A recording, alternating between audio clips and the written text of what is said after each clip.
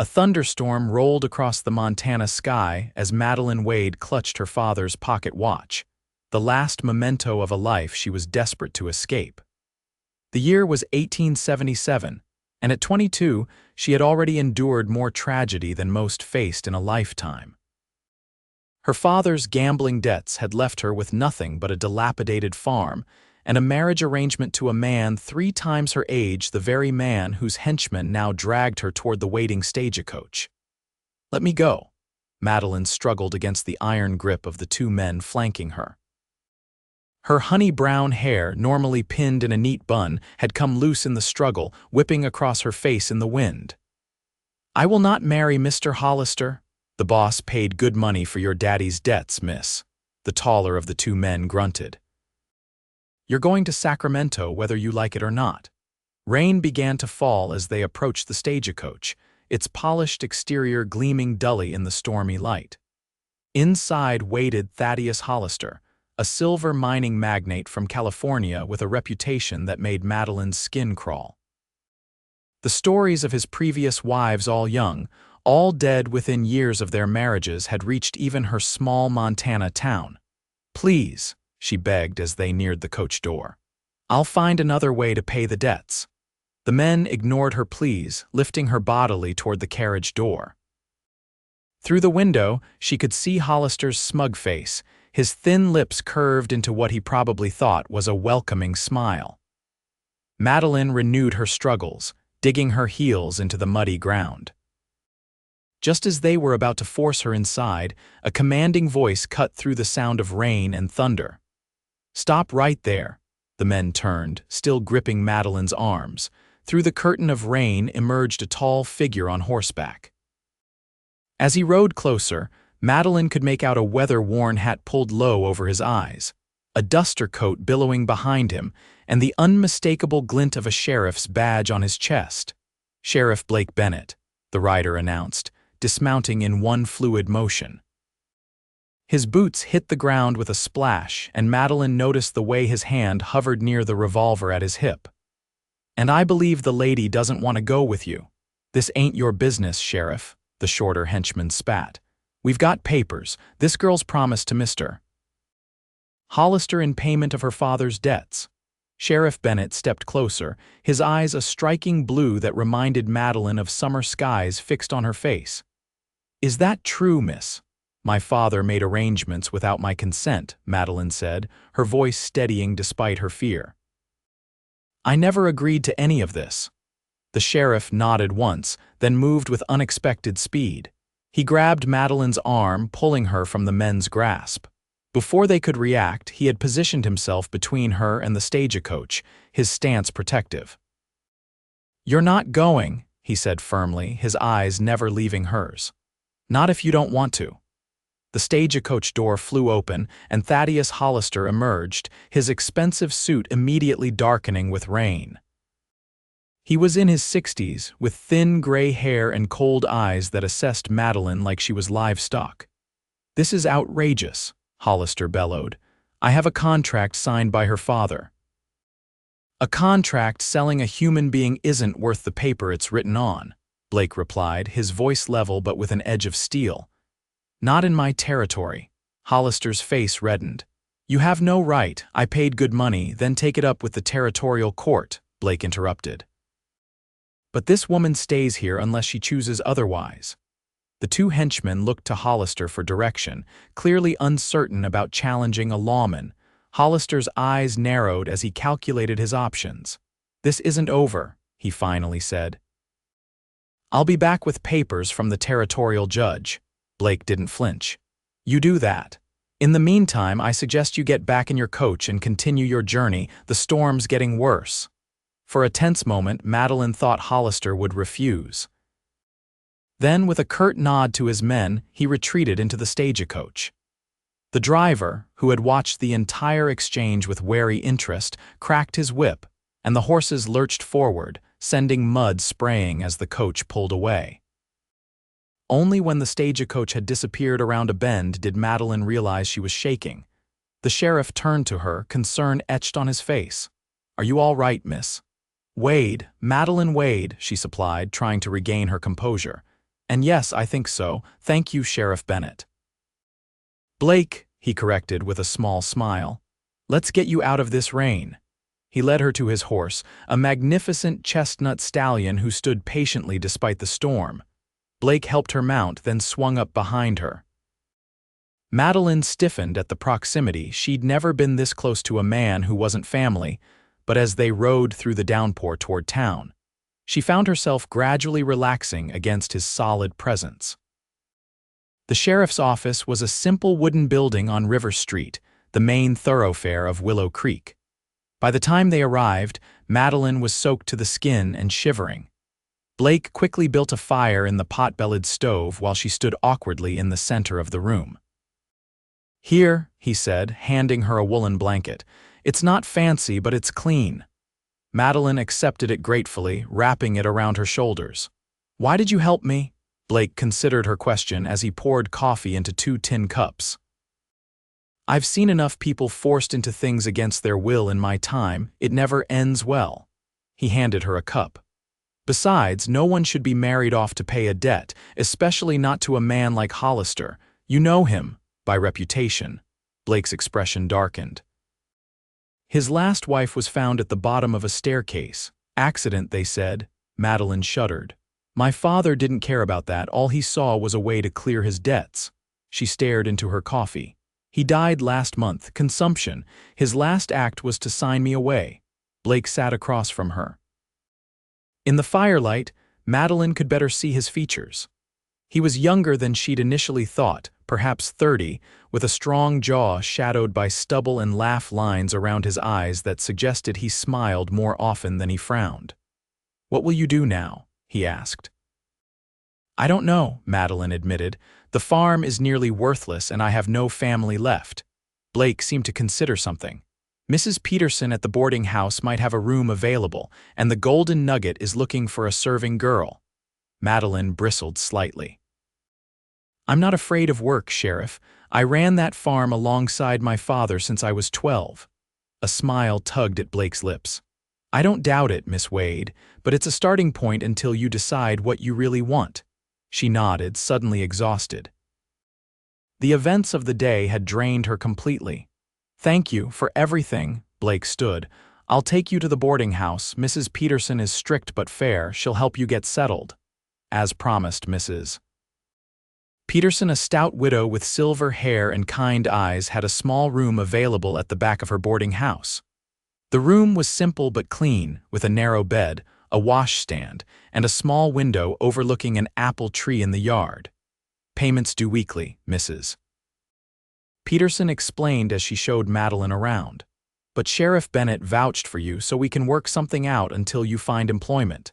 Madeline thanked her, touched by the unexpected kindness. When Mrs. Peterson left, she sat on the edge of the bed, the events of the day washing over her. For the first time since her father's death, she allowed herself to cry not just for him, but for the life she'd lost and the uncertain future ahead. The next morning, Madeline woke to sunlight streaming through her window. After washing and dressing in her one spare outfit, she made her way downstairs to find Mrs. Peterson preparing breakfast for her boarders' 3 minors, a schoolteacher, and now Madeline. "I spoke with Sadie at the Golden Nugget, Mrs. Peterson said as she served Madeline a plate of eggs and biscuits. "She'll see you this morning about that position." "Thank you," Madeline replied, touched by the woman's thoughtfulness. "I'll go there directly after breakfast." The Golden Nugget was the largest saloon in Willow Creek, a 2-story establishment with a painted facade and swinging doors. Despite the early hour, several patrons already occupied tables, nursing coffees or early drinks. Madeline hesitated at the entrance, gathering her courage before stepping inside. Sadie Walters, the proprietress, was a formidable woman in her 40s with flame-red hair and a no-nonsense manner. She assessed Madeline with sharp eyes. "Ever served in a saloon before?" "No," Madeline admitted. "But I'm a quick learner and I'm not afraid of hard work." Sadie nodded approvingly. "Good. I need someone for the morning shift, cleaning, serving breakfast and lunch, helping in the kitchen. Pays fair and you keep your tips." "When can I start?" Right now, Sadie replied with a half-smile. There's an apron in the back. Maggie will show you what to do. The work was exhausting but straightforward.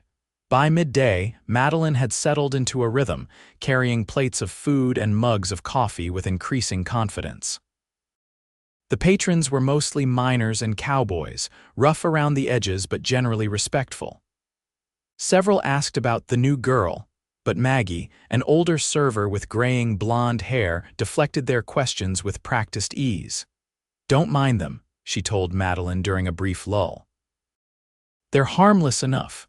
Just don't let any of them walk you home." As the lunch crowd thinned, Madeline noticed Sheriff Bennett enter the saloon. He removed his hat as he stepped inside, revealing dark brown hair that curled slightly at the nape of his neck. His eyes found hers immediately, and he offered a small nod of recognition before taking a seat at a corner table. "Coffee, Sheriff?" Madeline asked, approaching his table with a pot in hand. "Please." He watched as she poured. "Settling in all right?" "Yes, thank you, Mrs. Peterson has been very kind, and Sadie hired me this morning." Blake nodded approvingly. "Sadie's tough but fair. You could do worse for an employer in Willow Creek." Madeline hesitated, then asked the question that had been bothering her. "Do you think Mr. Hollister will return?" Blake's expression grew serious. "Eventually, men like him don't give up easily." He took a sip of his coffee. "But we'll deal with that when it happens. For now, focus on building your life here." His confidence should have reassured her, but Madeline couldn't shake the feeling that Hollister's departure was only temporary. Still, she managed a smile and continued with her duties. The days fell into a pattern. Madeline worked mornings at the Golden Nugget, afternoons helping Mrs.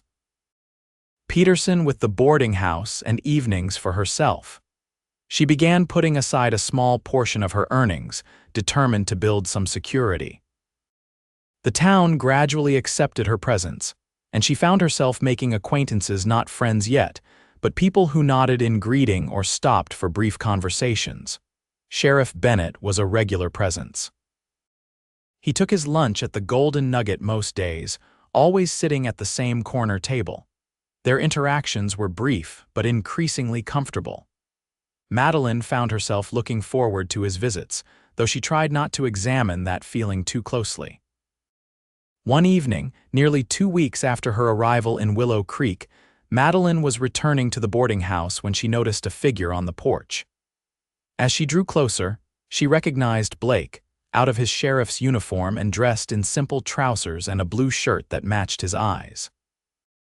"Evening, Miss Wade," he greeted, standing as she approached. "Sheriff," she replied, surprised by his presence. "Is everything all right?" "Everything's fine," he assured her. I thought you might like to see a bit more of Willow Creek than just the saloon and boarding house. There's a social at the church tomorrow evening. Music, dancing, food." Madeline blinked, caught off guard by what seemed to be an invitation. "Are you asking me to accompany you, Sheriff?" A hint of color touched his cheeks. "I suppose I am. It would be a good opportunity for you to meet more folks in town, if you're interested." She considered the offer. She hadn't attended a social event since before her father's illness, and the prospect was both appealing and intimidating. But the hopeful look in Blake's eyes tipped the balance. "I'd like that," she said finally. "Thank you." His smile was immediate and genuine. "I'll call for you at 7 then." The next evening found Madeline fretting over her appearance. Her wardrobe was painfully limited: the blue calico dress she'd worn to town and a simpler brown work dress. She'd washed and pressed the blue one as best she could, but it was clearly worn. A knock at her door revealed Mrs. Peterson holding a garment of deep green fabric. "Thought you might be able to use this," she said. "It was my daughter's before she moved to Denver with her husband. Never could bring myself to sell it." The dress was simple but lovely, with lace at the collar and cuffs. Madeline accepted it with tears threatening. "I couldn't possibly—" "Nonsense," Mrs. Peterson interrupted. "It's just gathering dust and you're about Sarah's size. Consider it a welcome gift." When Blake arrived, promptly at 7, Madeline descended the stairs in the green dress. Her hair arranged in a simple but elegant style Mrs. Peterson had helped her achieve. The look on Blake's face, surprise followed by undisguised admiration, made the effort worthwhile. "You look beautiful," he said quietly, offering his arm. The church social was held in the community hall adjacent to the small white church at the edge of town.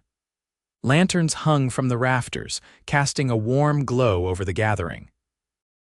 A small band played lively tunes in one corner, while tables laden with food lined another wall. Nearly everyone in Willow Creek seemed to be in attendance. Blake introduced Madeline to dozens of townspeople, the blacksmith and his wife, the general store owner, the doctor and his young family. Everyone was welcoming, though Madeline noticed curious glances and whispered conversations when they thought she wasn't looking. "They're just not used to new faces," Blake explained when she mentioned it. "Especially not ones who arrive in such dramatic fashion." "So everyone knows about Hollister. Small towns don't keep many secrets," he admitted. "But they also stand by their own, and like it or not, you're becoming one of us now." The idea of belonging somewhere again was more appealing than Madeline wanted to admit.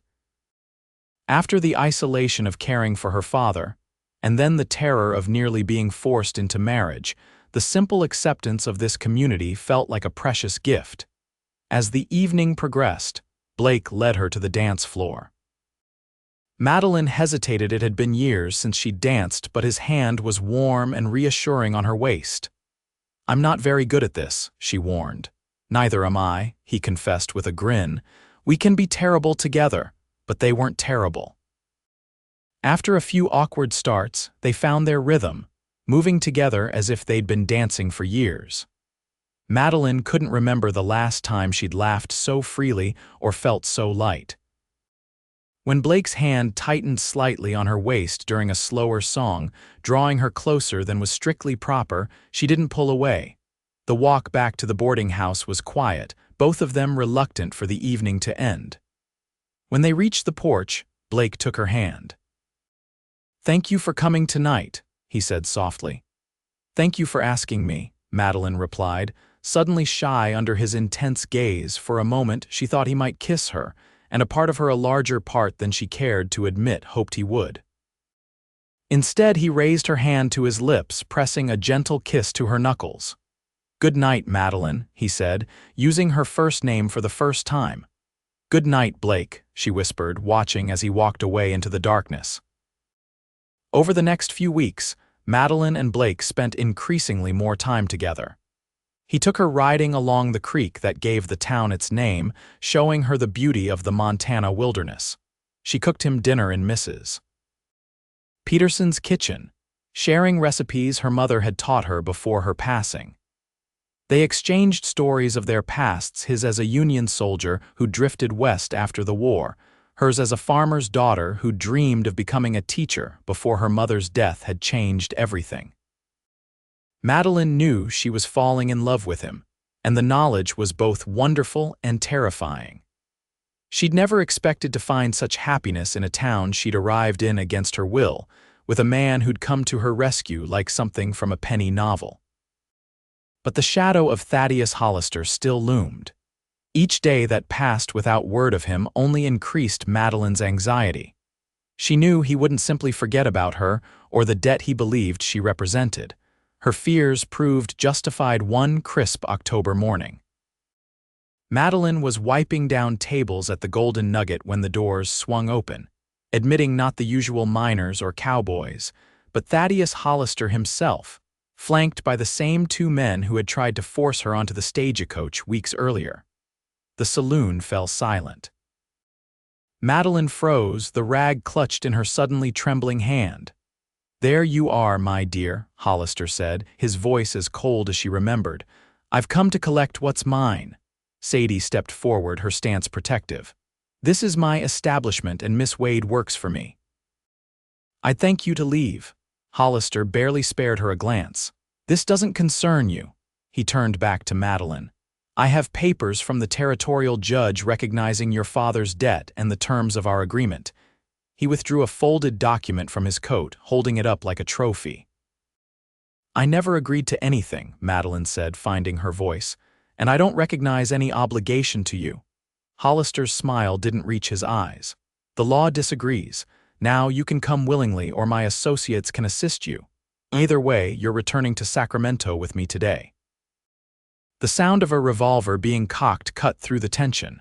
Everyone turned to see Blake standing in the doorway, his weapon aimed steadily at Hollister. "I believe I told you once before that the lady isn't going anywhere against her will," he said, his voice deadly calm.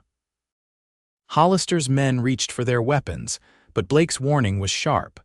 "Don't. I'll put a bullet in your boss before either of you clears leather." Madeline had never seen this side of Blake, the hardened lawman rather than the gentle man who danced with her and shared quiet conversations. It was frightening, but also reassuring. "Sheriff, I have legal documentation," Hollister protested, waving the paper. "This woman's father signed her into my care in exchange for debt forgiveness."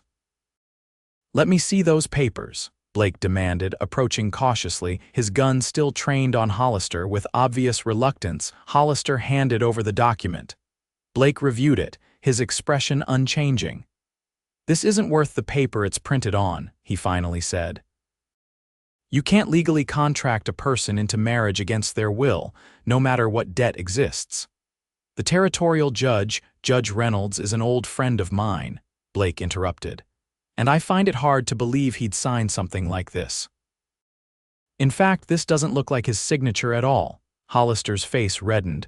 "You're making a serious mistake, Sheriff. I have powerful friends." "So do I," Blake replied evenly. "Including the U.S. Marshal, who'll be very interested to know you're attempting to force a woman into what amounts to indentured servitude. That's been illegal for some time now." The standoff stretched for several tense seconds. Finally, Hollister jerked his head toward the door and his men backed away slowly. "This isn't over," he threatened. "Yes," Blake said firmly, "it is. Miss Wade stays here, your claim is invalid, and if you return to Willow Creek again, I'll have you arrested for attempted kidnapping." When Hollister and his men had gone, Madeline sagged against the nearest table, her legs suddenly weak. Blake was at her side in an instant, his arm strong around her waist. "Are you all right?" he asked softly. She nodded, unable to speak past the lump in her throat. Blake turned to Sadie. "I'm taking her back to the boarding house. She needs rest." Sadie waved them off. "Take all the time you need, and Sheriff, good work." The walk to the boarding house was quiet, Blake's arm still protectively around Madeline's waist. "Once inside, Mrs. Peterson took one look at Madeline's pale face and immediately prepared tea with a generous splash of whiskey. "Drink this," she instructed. "It'll steady your nerves." Madeline sipped the strong brew while Blake explained what had happened. Mrs. Peterson's expression darkened. "The nerve of some men," she muttered, "thinking they can buy and sell a woman like livestock." When she'd left them alone in the parlor, Madeline finally found her voice. "Do you think he'll really leave this time?" Blake sat beside her on the small sofa. "I believe so. Men like Hollister only push when they think they can win. Once they realize they can't, they find easier targets." "Thank you," she whispered. "Again, you seem to be making a habit of rescuing me," he smiled, taking her hand in his. "I'd rescue you every day for the rest of my life if you'd let me." The words hung between them, weighted with meaning. Madeline's heart raced as she realized what he was saying. "Blake, I love you, Madeline," he said simply. "I think I've loved you since that first day in the rain, when you stood there soaking wet but still defiant. I know it's too soon, and you have every right to take time to build your own life here, but I needed you to know." Tears filled her eyes, but they were tears of joy, not fear or sadness. "I love you too," she admitted. "I never expected to find someone like you, especially not in these circumstances." Blake's smile was radiant as he cupped her cheek in his palm. "Sometimes the best things come when we least expect them." This time, when he leaned forward, there was no hesitation. His lips met hers in a kiss that was gentle at first, then deepened with shared emotion. Madeline felt as though her heart might burst from happiness. When they finally parted, Blake rested his forehead against hers. "Marry me," he whispered. "Not right away if you're not ready, but someday. Be my wife, my partner." Yes, Madeline replied without hesitation. I don't need to wait. I know what I want, and it's you. They were married that December in the little white church with the entire town in attendance. Mrs. Peterson gave the bride away, beaming with pride. Sadie organized the reception at the Golden Nugget, closing the saloon to regular business for the entire day, an unprecedented event in Willow Creek. As snow fell gently outside, Madeline and Blake shared their first dance as husband and wife, their bodies fitting together as perfectly as they had that first night at the church social. Happy? Blake asked, his blue eyes full of love. More than I ever thought possible, Madeline replied truthfully. In the spring, they moved into a small house on the edge of town. Blake continued as sheriff, while Madeline took a position as an assistant at the school, finally pursuing her old dream of teaching. The citizens of Willow Creek embraced her completely. No longer the strange girl who'd arrived under dramatic circumstances, but Mrs. Bennett, the sheriff's wife, a respected member of the community. Thaddeus Hollister never returned to Willow Creek. They heard through travelers that he'd found another young woman to pursue, but she had brothers who objected strenuously to his attentions. His reputation in the territory suffered, and eventually he returned to California, where he died alone in his mansion 2 years later. By then, Madeline and Blake had welcomed their first child, a daughter they named Elizabeth, after Madeline's mother. As Madeline rocked her baby on the porch of their home, watching Blake tend to the garden they'd planted together, she reflected on the strange twist of fate that had brought her to this place. She had been dragged toward a stagecoach against her will, destined for a life of misery with a man she despised. Instead, a brave sheriff had pulled her down and said those life-changing words, "You're not going." And in staying, she had found everything she'd ever wanted: love, family, purpose, and a place to belong. Sometimes Madeline realized the best journeys were the ones you didn't take. As the summer sun dipped toward the mountains, painting the sky in brilliant oranges and pinks, Blake joined her on the porch, placing a gentle kiss on her forehead and another on their daughter's downy head. "I was thinking," he said, settling beside her. "That patch of land by the creek would make a fine spot for a bigger house someday, when our family grows." Madeline smiled, leaning against his shoulder. "I'd like that very much." The future stretched before them, full of promise and possibility. Whatever challenges came, they would face them together: the sheriff who had saved her, and the woman who had been brave enough to stay.